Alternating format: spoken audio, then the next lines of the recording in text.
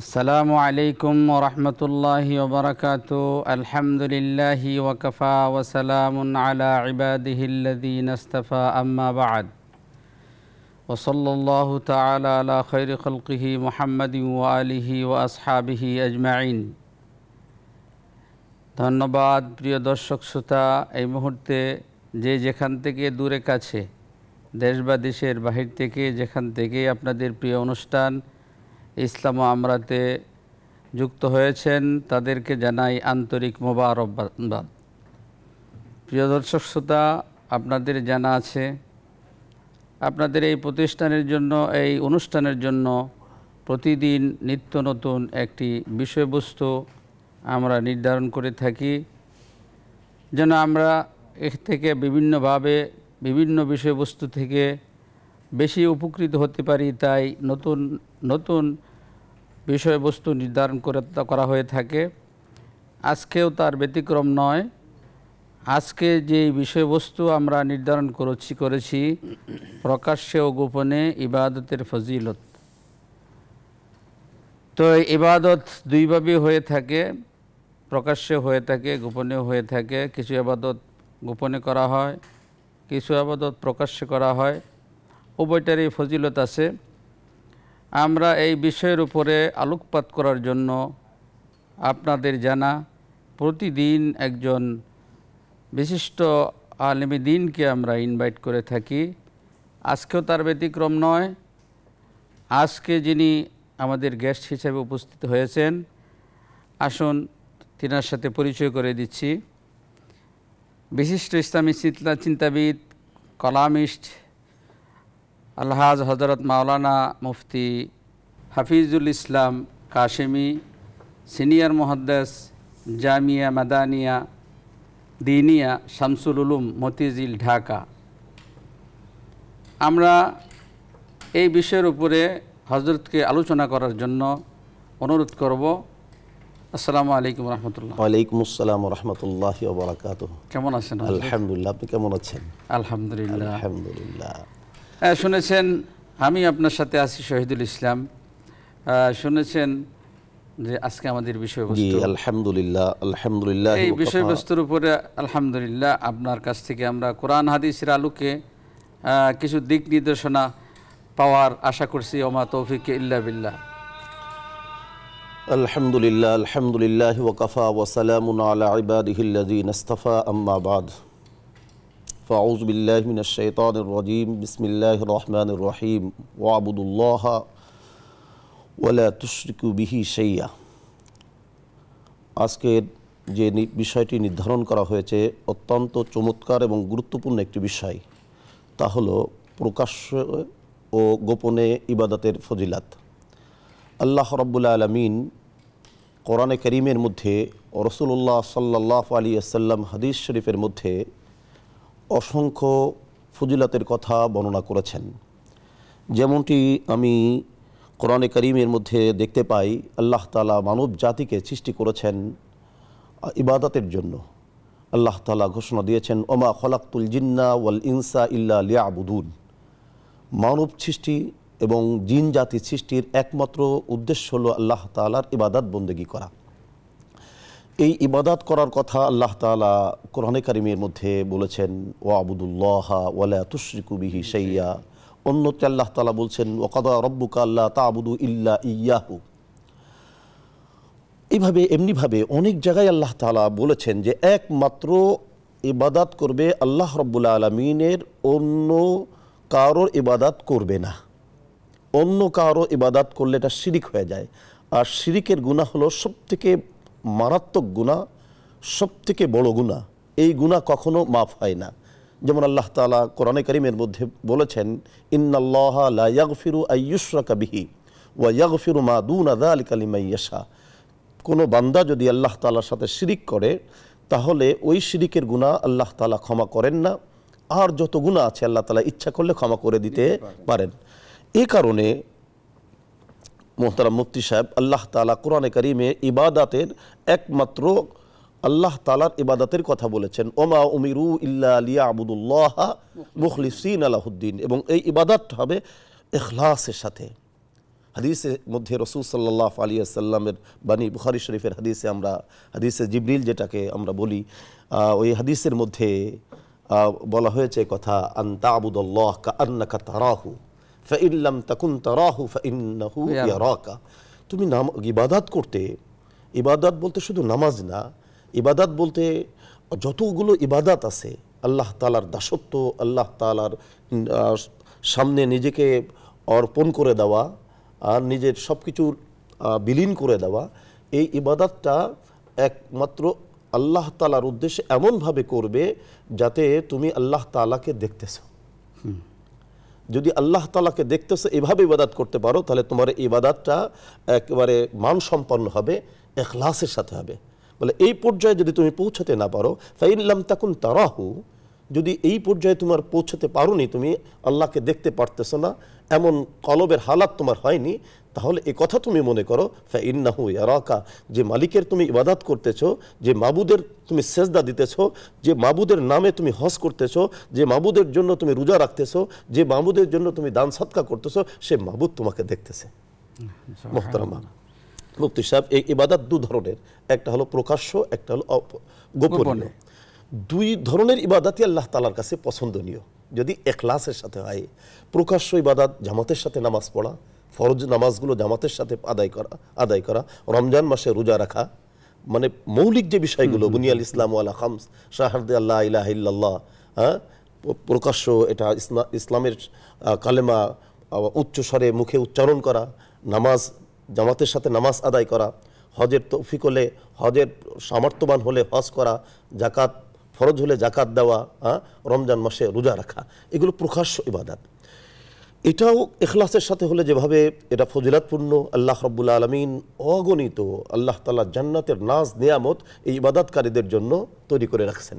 যারা ইবাদত করে তাদেরকে আল্লাহ তাআলা বলেন তার হলো মুকাররাব বান্দা, আল্লাহ তাআলার আল্লাহ তাআলার মুকাররাব বান্দা তাদের জন্য। ধন্যবাদ মুফতি সাহেব, আপনাকে খুব সুন্দর বলতেছিলেন। রাসূল করিম সাল্লাল্লাহু আলাইহি সাল্লাম দেখা যেত যে নফল ইবাদতগুলা, সুন্নত ইবাদতগুলা ঘরে করতেন। এর মানে হচ্ছে ঘরে নফল ইবাদত করার ফজিলত বেশি।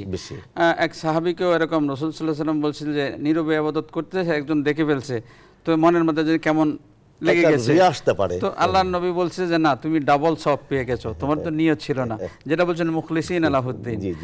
ধন্যবাদ আপনাকে। আমরা প্রিয় দর্শক শ্রোতা, আমাদের আজকের নির্ধারিত আলোচ্য বিষয়ের উপরে যদি কোনো প্রশ্ন থেকে থাকে বা যে কোনো ইসলামী প্রশ্ন আপনাদের থাকে, আপনারা প্রশ্ন করুন। প্রথমে যিনি আছেন দর্শক, নাম বলে পরিচয় দিয়ে প্রশ্ন করুন। আসসালামু আলাইকুম ওয়া রাহমাতুল্লাহি ওয়া বারাকাতুহু। আসসালামু আলাইকুম ওয়া রাহমাতুল্লাহ। আসসালামু আলাইকুম ওয়া রাহমাতুল্লাহ। ওয়া আলাইকুম আসসালাম ওয়া রাহমাতুল্লাহি ওয়া বারাকাতুহু। জি জি, প্রশ্ন করুন। প্রশ্ন হলো, ফরজ গোসল ছাড়া কি কি কাজ করা যায়? জি, প্রশ্নটা একটু আবার করুন। প্রশ্ন হলো, ফরজ গোসল ছাড়া কি কোনো কাজ কাম করা যাবে? ধন্যবাদ আপনাকে, আমাদের সাথে থাকুন, আমরা আলোচনা করছি ফরজ গোসল। অত্যন্ত গুরুত্বপূর্ণ একটা প্রশ্ন করেছেন উনি ভাই। আসলে ইসলামের জানার জন্য কোনো লজ্জা বোধ করা যায় না। আমরা প্রাপ্তবয়স্ক নরনারী যারা, তাদের গোসল ফরজ হয়। তো এই গোসল ফরজ হলে তখন গোসল করা ব্যতীত অন্য কোনো কাজ করা এটা শরিয়াতে নিষিদ্ধ। যতক্ষণ পর্যন্ত সে গোসল না করবে ততক্ষণ পর্যন্ত সব কিছু তার জন্য লানত করতে থাকে। যেন শরিয়াতের বিধান হলো গোসল ফরজ হয়ে গেলে তড়িৎ গতিতে গোসল সেরে নেওয়া। আরেকটু ভাই বলি, মুফতি সাহেব বলি, আরেকটু বলি, যদি কোনো আওয়াজের কারণে, মানে কত প্রতিবন্ধকতার কারণে তৎক্ষণাৎ যদি গোসল করতে না পারে, তো কমস কম ফুকাহে কেরামে কথা লেখেন যে তায়াম্মুম করে। ধন্যবাদ আপনাকে।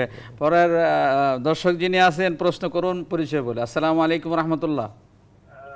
আসসালামু আলাইকুম। ওয়া আলাইকুম আসসালাম। জি, আমি রংপুর থেকে ডাক্তার রাজুরি বলছি। জি, প্রশ্ন করুন। আমার তিনটি প্রশ্ন আছে। এক নম্বর প্রশ্ন হচ্ছে, আমরা যে খাবার খাই, খাবারের সময় ওই যে বাম হাতে গ্লাস ধরা যায় না, তখন ডান হাতে তো ময়লা থাকে, খাবার থাকে, তখন কিভাবে পানির গ্লাস? ধন্যবাদ। হ্যাঁ, পরের প্রশ্ন। আর 2 নম্বর প্রশ্ন হচ্ছে, যেমন আমি আপনাদের অনুষ্ঠান শুনি, তখন আজান হয় আর মুনাজাতটা করতে পারি না, তখন কি টিভি সাউন্ড বন্ধ করে দেব না টিভি সাউন্ড? পরের প্রশ্নটা। পরের প্রশ্ন হচ্ছে, হাত কাপড় দিয়ে ঢেকে মুনাজাত করা নাকি যায় না? হ্যাঁ জি, ধন্যবাদ আপনাকে। বুঝতে পেরেছি আমি বুঝতে পেরেছি আমার বোনে যে প্রশ্ন 3টি করেছেন, চমৎকার প্রশ্ন। প্রথম হলো যে ডান হাতে খাওয়ার কথা রাসূল সাল্লাল্লাহু আলাইহি সাল্লাম নির্দেশ দিয়েছেন, বাম হাতে খেতে নিষেধ করেছেন। বাম হাতে খাই ইন্নামা ইয়াকুলু শায়তান বিশিমালিহি, ডান হাতে খায় শয়তান। তো উনি চমৎকার একটা কথা বলেছেন এখানে সমাধান। যখন আমরা খাবার খাই তখন তো ডান হাতে খাই, তখন পানি খেতে গেলে তখন আমরা বাম হাতে ধরতে হয়। তা আমি ওনাকে দেখাই দিই বাস্তবতা হলো এই, আমি ধরলাম গ্লাসটা, এখন এই হাতের এই পিঠ তলা দিয়ে না, পিঠ দিয়ে আমি এটাকে সাহায্য দিব, হ্যাঁ ঠাকনি দিয়ে এইভাবে খেয়ে ফেলবো, তাহলে আমার এটা ডান হাতে খাওয়াই বলে ধর্তব্য হবে। আজান হয়ে যায়, মোনাজাত এখন করবে কি টিভি বন্ধ করে দিবে? আজান হয়ে যদি মহল্লার মসজিদ যদি হয়ে থাকে, সেই মসজিদের আজান যদি হয়, তাহলে সেক্ষেত্রে ভলিউমটা কমাই দিয়ে আজানের জবাব দেওয়া। হাত ঢেকে মোনাজাত না করা, এটা আসলে হাত ঢেকে মোনাজাত আর ইয়ের মধ্যে তো কোনো ইয়ে নেই। মোনাজাত তো এটা একটা বিধান, রাসূল সাল্লাল্লাহু আলাইহি ওয়াসাল্লাম পদ্ধতি, ইবাদতের একটা পদ্ধতি বলেছেন যে মোনাজাত কিন্তু হাত উঠানো ছাড়াও করা যায়, যা মাবুদের কাছে বলা যায়, কিন্তু হাত উঠালে এটা বিনয় ভাব হলো যে হাতটা খোলা থাকে। জি জি জি, খোলা থাকে। ধন্যবাদ। প্রিয় দর্শক, পরের দর্শকের কথা শুনবো, প্রশ্ন শুনবো। আসসালামু আলাইকুম ওয়া রাহমাতুল্লাহ। নাম বলে প্রশ্ন। আসসালাম ওয়া রাহমাতুল্লাহ ওয়া বারাকাতুহু। হুজুর আপনারা ভালো আছেন? আলহামদুলিল্লাহ। জি, আমি ধরমপাড়া সুনামগঞ্জ থেকে ইনুস বলছিলাম। জি নূর ভাই। ইনুস ভাই। জি, আমার প্রথম প্রশ্নটা হলো যে আমাদের আদি পিতা হযরত আদম আলাইহিস সালাম, হ্যাঁ, প্রশ্ন হলো যে হযরত ইব্রাহিম আলাইহিস সালামকে মুসলিম জাতির পিতা বলা হয় কেন? আচ্ছা। আর 2 নম্বর প্রশ্ন হলো যে অনেক উলামায়ে কেরাম বলে থাকেন 1,24,000, কেউ কেউ বলে থাকেন 2,24,000 নবী বা রাসূল দুনিয়াতে এসেছেন। ধন্যবাদ। আপনার প্রশ্ন আমরা বুঝতে পেরেছি। কতটুকু বাস্তবসম্মত কোরআন হাদিসের আলোকে বলবেন? জি জি জি জি। ইউনুস ভাই আপনাকে অনেক অসংখ্য ধন্যবাদ। আমি যেদিন আসি ওদিনে ওনার প্রশ্ন থাকে মাশাআল্লাহ। তো উনি যে প্রথম যে প্রশ্ন করেছেন যে আদম আলাইহিস সালাতু ওয়াস সালাম আমাদের আদি পিতা, কিন্তু ইব্রাহিম আলাইহিস সালাতু ওয়াস সালামকে জাতির পিতা কেন বলা হয়, এটা আল্লাহ রাব্বুল আলামিন কোরআনে কারিমে ঘোষণা দিলেন, মিল্লাতা আবিকুম ইব্রাহিম। আল্লাহ তাআলা যেহেতু বলে দিয়েছেন, সেই হিসেবে আমাদের বলতে তো আর কোনো সমস্যা নেই। এই হিসেবে আমরা ওনাকে জাতির পিতা ইব্রাহিম আলাইহিস সালাতু ওয়াস সালামকে আমরা বলি। দ্বিতীয় নম্বর যে প্রশ্ন, 1 লাখ বা 2 লাখ, 1 লাখ বা 2 লাখ, আসলে ইনুস ভাই 1 লাখ বা 2 লক্ষ এই সংখ্যাটা নির্ধারিত, এই সংখ্যা আমরা কোথাও পাই না। মতান্তরে বলা হয় এরকম অসংখ্য নবী রসুল আল্লাহ রাব্বুল আলামিন এই দুনিয়াতে হেদায়েতের জন্য, মানুষের হেদায়েতের জন্য পাঠিয়েছেন, এটা সত্য। সংখ্যার বিষয়টা এরকম মতনৈক্য আছে, সেই হিসাবে আমরা কোনটা নিশ্চিত, এটা এখন নিশ্চিত না হওয়ার কারণে আমরা 1 লাখ বা 2 লাখ। ধন্যবাদ মুফতি সাহেব।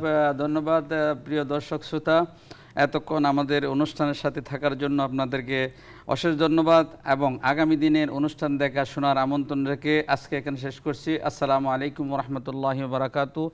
ইস্তিগফার দুরূদ শরীফ পড়ি। আস্তাগফিরুল্লাহ الذي لا إله إلا هو الحي القيوم وأتوب إليه لا حول ولا قوة إلا بالله العلي العظيم.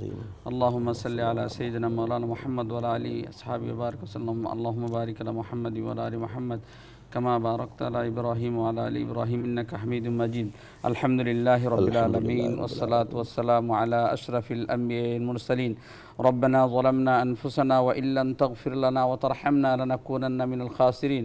اللهم إنا نسألك الهدى والتقى والصحة والسلامة من كل داء. ربنا لا تزغ قلوبنا بعد إذ هديتنا وهب لنا من لدنك رحمة إنك أنت الوهاب. يا حي يا قيوم برحمتك نستغيث. رب ارحمهما كما ربياني صغيرا. اللهم ارزقنا كلمة الطيبة عند الموت. أي رب كريم দয়ার মায়া মেহেরবানি করে আমাদের দুরুদ সালামের হাদিয়াটুকু লক্ষ গুণ বৃদ্ধি করে আয় আল্লাহ আপনার নবীর রওজা মুবারকে পৌঁছায় দেন। আয় আল্লাহ মেহেরবানি করে আপনার নবীর উপরে দুরুদ সালামের তুফাইলে আমাদের এই অনুষ্ঠান সহ আমাদের জীবনের সমস্ত নেক আমলগুলো আপনি কবুল করে নেন। আয় আল্লাহ আপনার কাছে চাইতে বলেছেন, আপনার কাছে চাচ্ছি মাওলা, আপনি আমাদেরকে নৈরাশ করিয়ান না। আল্লাহ আপনি যেভাবে ইবাদত করতে বলেন আমরা করতে পারি না, আয় আল্লাহ তাই বলে আমাদেরকে মাহরুম করিয়ান না মাওলা। আয় আল্লাহ বেশক আমরা গুনাহগার, মেহেরবানি করে আমাদের জিন্দগির तमाम গুনাহ খাতাগুলো তুমি মাফ করে দাও। আয় আল্লাহ তুমি তো গফফার, তুমি সত্তার। আয় আল্লাহ তোমার নামের গুণে আমাদের জীবনের সমস্ত গুনাহগুলো মাফ করে দাও। আয় আল্লাহ যারা হাত তুলেছে আল্লাহ সকলের দিলের নেক মাকাসিদগুলো পূর্ণ করে দাও। আয় আল্লাহ যারা অসুস্থ আছে শিফায়ে কামেলা আজলা দান করে দাও। আয় আল্লাহ যারা পেরেশানিতে আছে পেরেশানি দূর করে দাও। আয় আল্লাহ আল্লাহ সকলের ব্যবসা বাণিজ্যতে বরকত দান করে দাও। আয় আল্লাহ যারা অসুস্থ আছে তাদেরকে শিফায়ে কামেলা আজলা দান করে দাও। যারা পেরেশানিতে আছে আয় আল্লাহ কষ্টে আছে তাদের কষ্টকে দূর করে দাও। আয় আল্লাহ নিউজ 24কে কবুল করো। আয় আল্লাহ এই নিউজ 24 বসুন্ধরা গ্রুপকে আল্লাহ তুমি কবুল করে নাও। আয় আল্লাহ ওনা যাদের অর্থায়নে, যাদের শ্রম ঘামে মেহনতে এই অনুষ্ঠান পরিচালিত হচ্ছে, আয় আল্লাহ সকলকে তুমি জাযায়ে খায়ের দান করে দাও মাওলা। আয় আল্লাহ পরকালে ডান হাতে আমল নামা দিয়ে জান্নাতুল ফেরদাউসের মালিক হওয়ার তৌফিক দান করে দিও। আল্লাহ তাদের পিতৃকুল মাতৃকুল যারা কবর দেশে আছে মাওলা জানি না কি হালতে আছে, মেহেরবানি করিয়া আয় আল্লাহ এই নেক আমলের উসিলায় তাদের কবরকে তুমি জান্নাতের বাগান বানায় দাও। আয় আল্লাহ তাদের কবরে আল্লাহ জান্নাতের বিছানা বিছায়া দাও। আয় আল্লাহ তাদেরকে জান্নাতের পোশাক পরায় দাও। আয় আল্লাহ আর রহমান রাহিমিন আমরা চাইতে জানি না, তোমার নবী যত ভালাইগুলো চেয়েছে আমাদেরকে দান করো। আয় আল্লাহ যে সমস্ত থেকে ফানা চেয়েছে আল্লাহ আমাদেরকে তুমি মুক্তি দিয়ে দাও, ফানা দিয়ে দাও। আয় আল্লাহ আর রহমান রাহিমিন ইয়া আকরামান আকরামিন আমরা যেদিকে আয় আল্লাহ মুখ করে আয় আল্লাহ প্রতিদিন 5 বার সেজদা করি সেই ঘরখানা আমাদেরকে তোয়াব নসিব করিয়া মাওলা। আয় আল্লাহ আর রহমান রাহিমিন তোমার নবীর রওজার পাশে যায়া দরুদ সালাম পাঠ করার তৌফিক দান করিয়া মাওলা। আয় আল্লাহ আমরা বেশক গুনাহগার, আমাদেরকে নিয়ে সেখান থেকে তুমি পুত পবিত্র করে দিও মাওলা। আয় আল্লাহ আমাদেরকে মাফ করে দাও। সাল্লাল্লাহু তাআলা আলা খায়রি খালকিহি মুহাম্মাদিন ওয়া আলিহি ওয়া আসহাবিহি আজমাইন। আমিন বিরহমাতিকা ইয়া আরহামার রাহিমিন।